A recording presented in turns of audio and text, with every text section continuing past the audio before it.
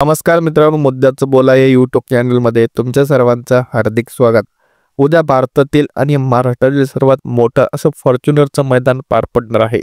या मैदानामध्ये तब्बल 2 फॉर्च्युनर आहेत, त्याचबरोबर 2 थार, 7 ट्रॅक्टर आणि तब्बल 150 मोटरसायकल या बक्षीस म्हणून देण्यात येणार आहेत.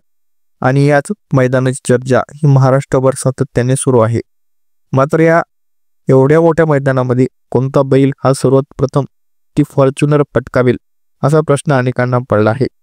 मात्र विदर्भाची शान, ट्रिपल विदर्भ केसरी, शंकरपट्ट्याचा बादशाह आणि एक वेळा इंद केसरी ठरलेला अमरावतीकरांचा महाराज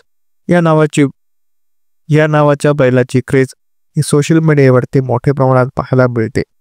त्यामुळे या मैदानामध्ये ती फॉर्च्युनर केवळ महाराज हीच पटकावेल असा देखील अंदाज बांधला जातोय.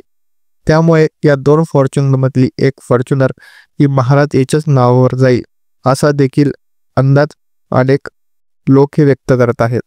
त्यामुळे महाराज हा नक्कीच ही बैलगाड्या शर्यतीमध्ये एक फॉर्च्युनर मिळवेल हे नक्की.